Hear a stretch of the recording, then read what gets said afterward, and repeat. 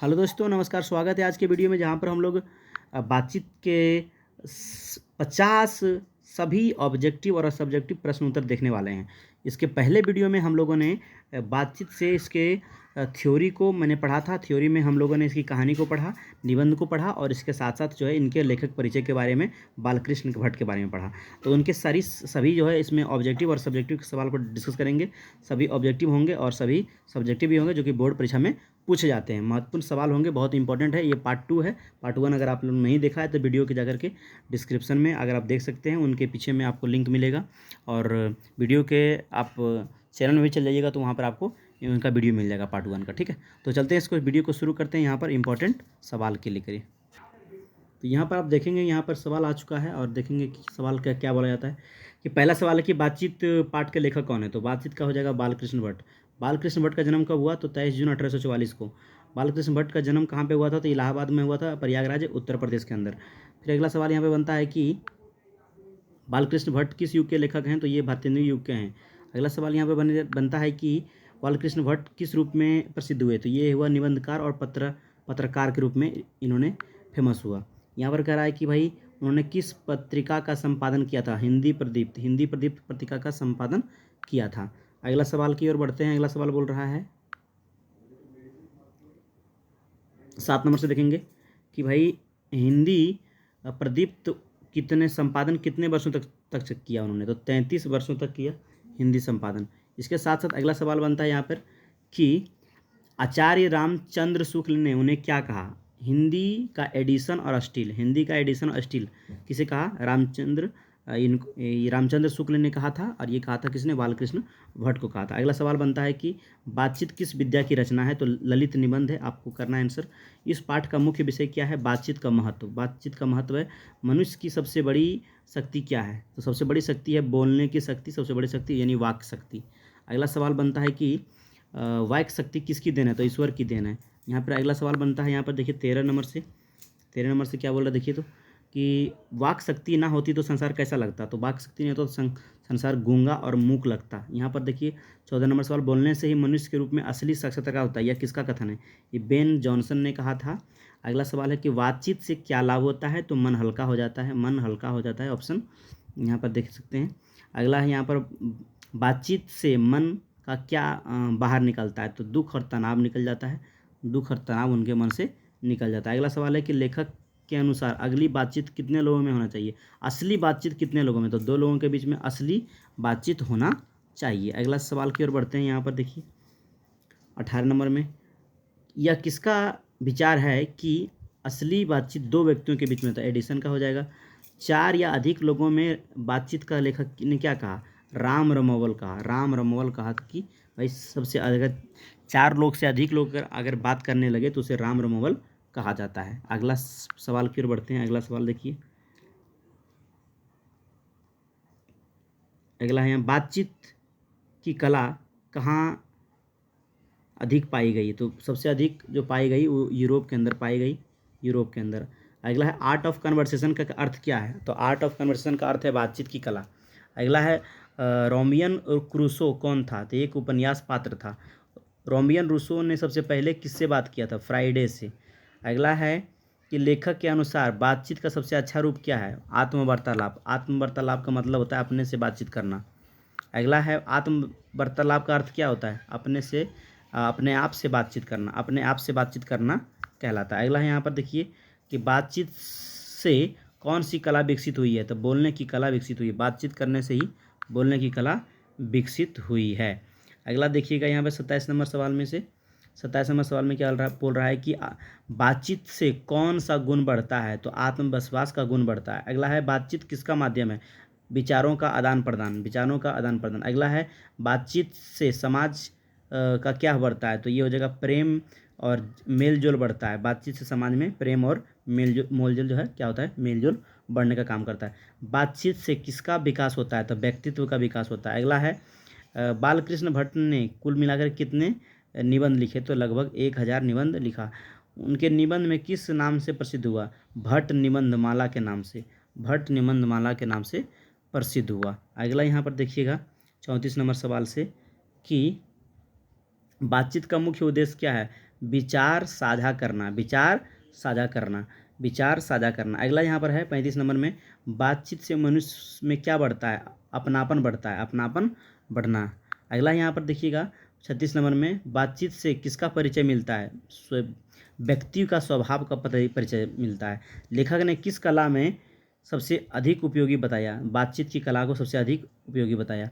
मनुष्य ने अन्य जीवों से क्या क्या अलग बनाता है? बोलने की शक्ति ही अलग बनाता है। अगला है, बातचीत से मनुष्य में क्या मिलता है? मानसिक शांति। क्या मिलता है? मानसिक शांति मिलता है। अगला सवाल देखेंगे कि यहाँ पर अब 40 नंबर सवाल से देखेंगे कि क्या बोल रहा है कि बातचीत किसका साधन है? तो अच्छे संबंध बनाने का साधन है। अगला है यहाँ पर अच्छा रिश्ता बनाने का।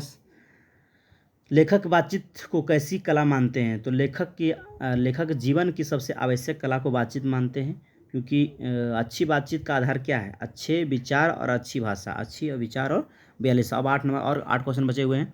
इसमें हम आपको यही बताना चाहेंगे कि यहाँ पर लघुत्तरीय और दीर्घोत्तरीय बचा हुआ इसी वीडियो में आपको मिलेगा, तो अंत तक बने रहेंगे तो आप इस सब कुछ देख पाएंगे।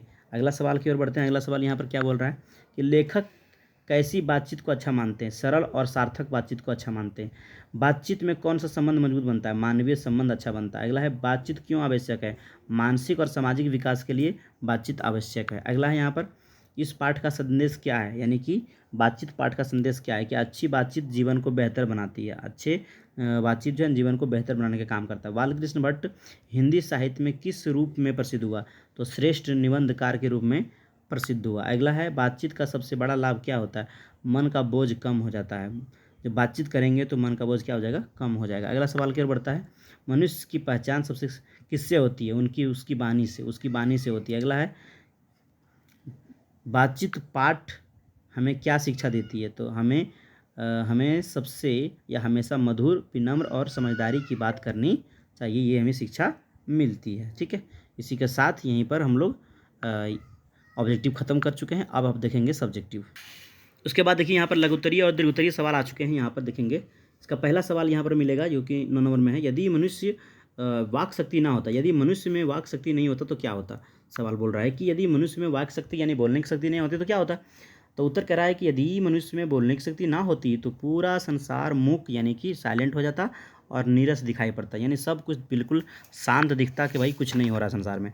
वे लोग अपने सुख दुख, विचार और भावनाएं एक दूसरे से क्या करते हैं? साझा नहीं कर पाते, अगर यदि बोलने की शक्ति नहीं होती तब।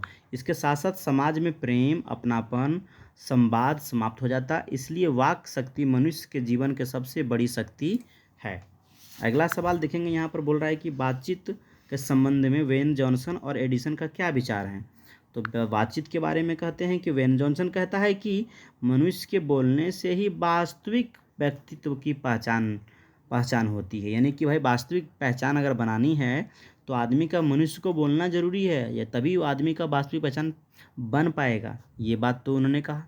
जब तक वह चुप रहता है उनके गुण और दोष छुपे हुए रहते हैं।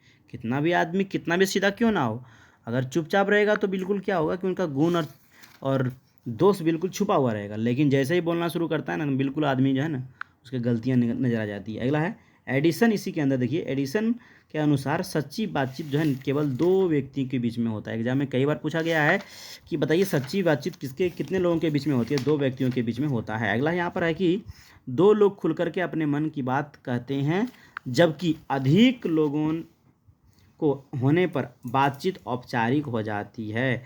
अधिक लोगों क्या यानी कि बोल रहा है कि जब अधिक लोग हो जाते हैं तो बातचीत करने का तरीका औपचारिक हो जाता है, बहाना बना लिया जाता है। चलिए अगला सवाल की ओर बढ़ते हैं।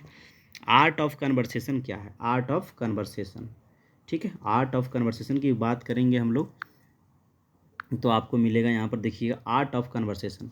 तो सवाल में आर्ट ऑफ कन्वर्सेशन का उत्तर क्या बोल रहा है? आर्ट ऑफ कन्वर्सेशन का अर्थ है बातचीत करने का श्रेष्ठ कला, बातचीत करने का सबसे श्रेष्ठ कला। इसमें देखेंगे मधुर, विनम्र, ज्ञानवर्धक, रोचक ढंग से बातचीत की जाती है। ठीक है ना, तो यानी जिसके अंदर आर्ट ऑफ कन्वर्सेशन होता है, बातचीत करने का जिसके अंदर कला है, वो लोग मधुर बोलते हैं, विनम्र बोलते हैं, ज्ञानवर्धक बातें बोलते हैं, रोचक बात बोलते हैं, और ऐसी बातचीत को सुनने में बड़ा आनंद आता है। और आपसी संबंध को भी मजबूत बनाने का काम करता है। हिंदी में इसे सुदृढ़ गोष्ठी कहा जाता है। तो आर्ट ऑफ कन्वर्सेशन का अर्थ यही है। अगला है यहाँ पर क्वेश्चन नंबर 12 में देखेंगे, यहाँ मनुष्य का बातचीत का सबसे उत्तम तरीका क्या है।